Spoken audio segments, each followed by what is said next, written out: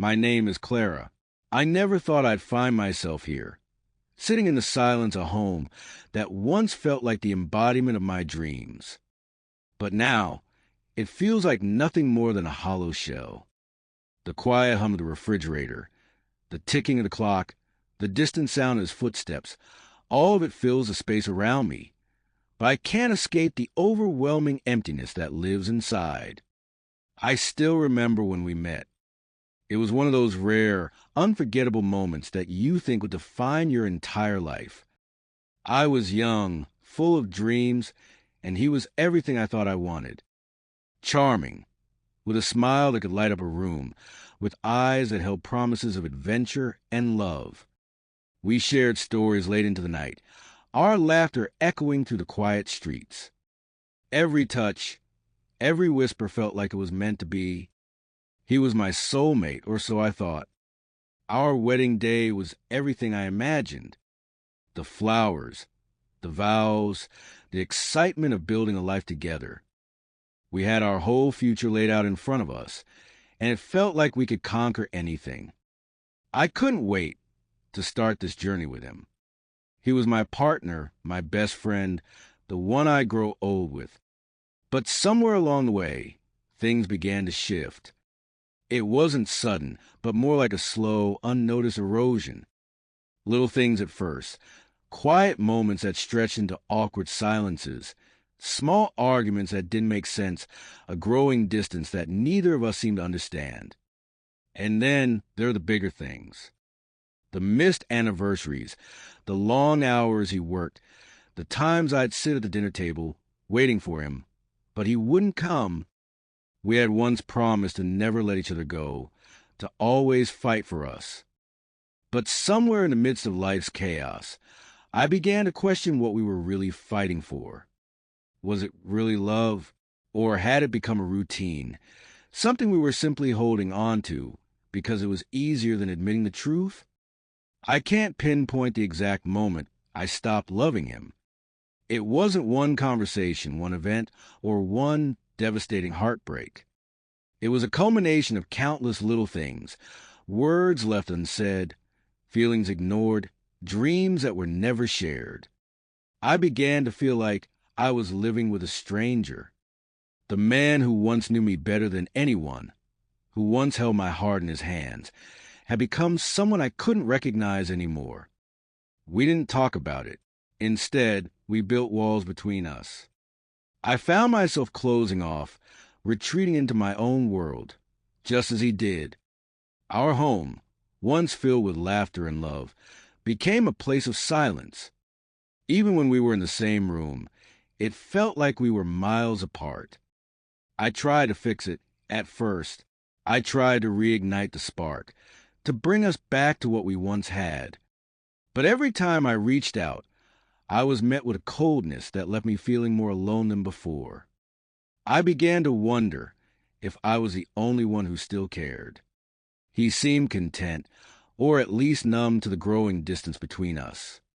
I wanted to shout, to demand that we fix this, that we do something before it was too late. But I was scared that he wouldn't care, scared that maybe I didn't care anymore either. One evening, after yet another silent dinner, I found myself staring at him across the table. He was scrolling through his phone, his face illuminated by the blue light, completely unaware of my gaze. I watched him for a moment, really looked at him, and I realized that I didn't know him anymore. The man I once loved, the man who knew my every thought, every fear, was a stranger sitting across from me. I wasn't angry. I didn't feel betrayed. I simply felt nothing, just an aching emptiness that echoed in the pit of my stomach. How had we gotten here? How had the love we once shared, so pure and beautiful, faded into nothingness? The truth hit me like a wave. I don't love him anymore. It wasn't something I could deny any longer. The realization was quiet, almost peaceful in its finality. And yet it was suffocating. The love I had for him had slipped away like sand through my fingers, and now all I was left with was a life I didn't recognize. I spent the next few days and a days moving through the motions without truly living. I was still there physically, but mentally, emotionally, I was miles away. I began to question everything: our marriage, my choices, my future. Was it worth it to stay in a marriage that had turned into a comfortable prison? But even as I questioned, there was something that kept me from leaving. Maybe it was the fear of being alone, or the memories of the love we once had. Maybe it was the guilt that came from knowing I had let it all slip away without doing more to fight for us. I still cared about him, in some way, but it wasn't love. Not anymore. One night, as I lay in bed, staring at the ceiling, I realized that the hardest part wasn't admitting the truth to myself. It was facing him. How could I tell him that I no longer loved him? How could I break his heart when he was still holding on to something that no longer existed for me? I tried to talk to him once, but the words felt stuck in my throat. Every time I thought about telling him how I felt, a wave of guilt washed over me. I didn't want to hurt him, but staying silent felt like a betrayal too. I wanted to reach out, to try to fix things, but I knew deep down that it wasn't just a matter of fixing. It was about letting go of a love that had faded, of a life that was no longer mine to live. The hardest part was realizing that love wasn't always enough. That no matter how much you care about someone, sometimes things just don't work. And that's okay. It doesn't make it any easier, but it makes it real. One evening, as I watched him again, sitting there with his quiet demeanor, I realized that we had both stopped trying. We had both given up in our own ways. And maybe that's what love was. It was a constant effort, a willingness to fight for each other. But we had stopped fighting. For whatever reason, we had both chosen to let go silently, without ever speaking aloud. And so, here I am, sitting in the silence of our home, knowing that tomorrow will be just another day in this quiet emptiness. I don't love him anymore, and he doesn't love me. But I wonder sometimes if we ever really did. Or if we were just two people holding on to the idea of love, afraid to face the truth. I think it's time to leave, but I don't know how to say goodbye. The days after my realization felt like they dragged on, each one more unbearable than the last. I went through the motions, but there was a heaviness inside me that I couldn't shake. It was as though the weight of the truth that I didn't love him anymore, was too much for me to carry alone. Every time I looked at him, I was reminded of what we had lost, what we had failed to protect. But I couldn't bring myself to speak the words. I kept telling myself that I needed to leave, that I needed to walk away from the life we had built together, but there was something deep inside me that hesitated. It wasn't fear of being alone. No, it was something more complex, something that tied me to him even as I knew we were no longer right for each other. I had spent years loving him, and even though that love had faded, it still lingered in the corners of my heart. I didn't want to hurt him. I didn't want to be the one to shatter whatever was left between us. I remember one evening, just after dinner, when I found myself sitting on the couch with him. The television was on, but neither of us was really watching. He was flipping through his phone, and I was staring out the window, watching the rain fall in heavy sheets. The sound of the raindrops against the glass felt like a constant rhythm, a pulse that matched the turmoil in my chest. I could feel him next to me, his presence a quiet reminder of everything that had gone wrong. For a moment, I let myself imagine what it would be like if we could go back to when things were good. I thought about the way we used to talk for hours, the way his touch used to make my heart race. I remembered how we used to be best friends, how everything felt like it had a future when we were together. But then, just as quickly, those thoughts were replaced with a cold, uncomfortable truth. We couldn't go back.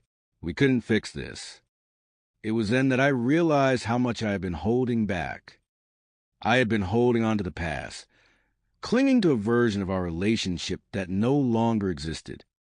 And by doing so, I had only been hurting both of us. I finally turned to him, meeting his eyes for the first time in what felt like forever. There was something about the way he looked at me, so distant, yet full of the same love that used to be mine. I wanted to say something, anything, but the words wouldn't come. He was waiting for me to speak. I could see it in his eyes, but I was afraid of breaking his heart, afraid of the consequences of what I knew I had to do. "Clara," he finally said, his voice soft, almost hesitant. "Is everything okay?" I swallowed hard, trying to steady the emotions that threatened to overwhelm me. I wanted to tell him the truth, but I didn't know where to start. How do you tell someone that the love you once shared has disappeared? How do you say the words that could change everything? I took a deep breath. "No, it's not," I said, my voice barely above a whisper. He didn't speak for a moment, and in the silence, I could feel the weight of what was about to happen. The moment had arrived. "I don't know when it happened," I continued, "but somewhere along the way, I stopped loving you. And I know it hurts, but I can't pretend anymore. I can't keep going like this. I can't keep living in a lie." The words hung in the air between us, sharp and painful. He didn't say anything at first, just stared at me with wide eyes. I could see the confusion, the disbelief, and the hurt flash across his face. It felt like the world was crumbling around me, but I knew I had to say it. He needed to hear it. I needed to say it. "You stopped loving me?" he asked, his voice low and shaky. "How? Why?" "I don't have an answer," I replied, shaking my head. "I wish I did. I wish I could explain. But the truth is, we're just two people who grew apart, and no matter how hard we try, it's not going to work anymore." He looked down at his hands, his knuckles white, his face a mass of pain and confusion. "All these years, and you're telling me that it's over?" Just like that. I could see the hurt in his eyes, the years of memories flashing before him. I could hear the unspoken question in his voice. Why hadn't I noticed sooner? The truth was, I hadn't noticed either. We had both been so caught up in the rhythm of life that we never stopped to check in with each other. We were just two people drifting on separate paths, too afraid to admit it. "I'm sorry," I said, my voice trembling. "I never wanted to hurt you. I never wanted to be the one to walk away. But I don't know how else to do this." There was a long pause, and then he finally spoke, his voice barely a whisper. "I thought I could fix this. I thought we could fix this." "You can't fix something that's broken beyond repair," I said, my voice steady now. "We're not the same people anymore, and I think we both know that." I watched as he closed his eyes, as if trying to hold on to whatever sliver of hope remained. But there was nothing left. The silence between us grew heavier, thick with unspoken words and emotions. I wanted to say more, to offer some kind of reassurance, but I knew that there was no magic in the world that could heal this. We had both been holding on to something that had already slipped through our fingers. "I think it's time," I whispered. "It's time for us to let go." The days after I spoke, those words were a blur. It was like I had stepped out of one life and into another, an unfamiliar world that felt both freeing and terrifying. I had finally told him the truth, but the relief that I had expected didn't come. Instead, there was only a deep ache, a gnawing emptiness that clung to me like a second skin. It was as though the act of letting go was not just about him, but about myself too. I couldn't shake the feeling that I had failed. That somehow, after all the years we had spent together, I should have tried harder. I should have fought harder. But every time I thought about it, every time I tried to convince myself that there was something more to salvage, I realized that the fight had already been lost. We had both given up long before I had the courage to say it out loud. The house felt different now. The silence was heavier, more oppressive. It was as if the walls themselves were mourning the love that had once filled the rooms, and now nothing remained but the hollow echo of memories. I spent my days in a haze, moving through the motions, getting out of bed, making breakfast, staring out the window, but nothing seemed real. It was like I was watching my own life unfold from a distance, unable to reach out and touch it. And then came the day when he packed his things. I hadn't expected it to be so soon. I thought there would be more time, more conversations, more attempts to figure out what went wrong. But there wasn't. He had been distant, but I knew he was hurting. I could see the pain in his eyes every time he looked at me, but he never said a word. He never asked me to stay. And in that silence, in his quiet acceptance of the inevitable, I found the final confirmation that we were both done. There was nothing left to say, nothing left to fix.